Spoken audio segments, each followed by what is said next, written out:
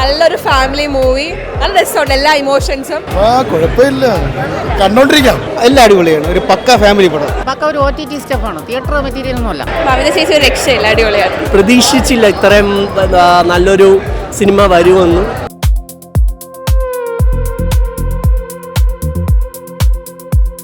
ഓണം റിലീസുകളുടെ പൂരം തുടങ്ങിക്കഴിഞ്ഞല്ലേ.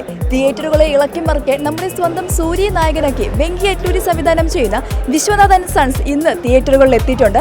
ഓണം റിലീസുകളുടെ തിരക്കുകൾക്കിടയിൽ ഈ ചിത്രം പ്രേക്ഷകർ എങ്ങനെ ഏറ്റെടുത്തിട്ടുണ്ട് എന്ന് നമുക്ക് ഷോ കണ്ടിറങ്ങുന്ന ആളുകളോട് തന്നെ ചോദിച്ചറിയാം. നല്ലൊരു ഫാമിലി മൂവി, നല്ല രസമുണ്ട് എല്ലാ ഇമോഷൻസും. ആക്ഷൻ ആണെങ്കിലും കുറച്ച് ആക്ഷൻസ് ഒക്കെ കൊണ്ടുവന്നിട്ടുണ്ട്, നന്നായി ചെയ്തിട്ടുണ്ട്. എസ്പെഷ്യലി നിമിഷ രവിയുടെ സിനിമാറ്റോഗ്രാഫി അടിപൊളിയായിട്ടുണ്ട്. ആഫ്റ്റർ ലക്കി ഭാസ്കർ, വെങ്കി സാറും നന്നായി ഡയറക്റ്റ് ചെയ്തിട്ടുണ്ട്. ഞാൻ ലിറ്ററലി മമിതയുടെ ഫാനായി, ഞാൻ സൂര്യ ഫാനാണ്. ബിക്കോസ് മാഡിയുടെ ഫാനായി. മമിതയുടെ പെർഫോമൻസ് പറഞ്ഞറിയിക്കാൻ വയ്യ, നമ്മൾ പ്രതീക്ഷ ഒരു മേലാണ് നിൽക്കുന്നത്. നന്നായിട്ടുണ്ട്, അടിപൊളിയായിട്ട് മൂവി. കാണാനുള്ള എന്റർടൈൻമെന്റ് സിനിമയാണ്.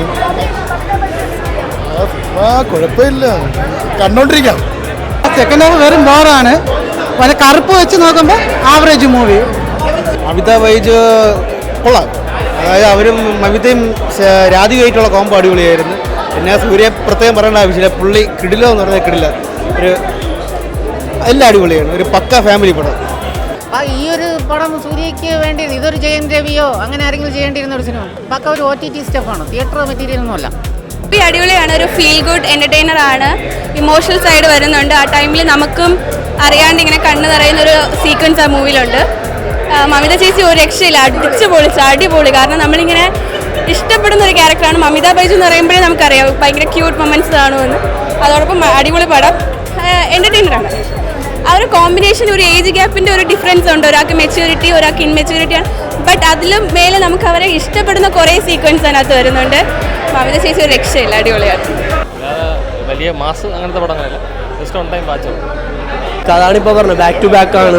കറുപ്പ് കഴിഞ്ഞ് വിശ്വനാഥ് സൺസ് എന്ന് പറയുമ്പോൾ പ്രതീക്ഷിച്ചില്ല ഇത്രയും നല്ലൊരു സിനിമ വരുമെന്ന്. ഇപ്പോൾ സൂര്യയുടെ ട്രാക്ക് കൊള്ളാം, നല്ലൊരു കംബാക്ക്.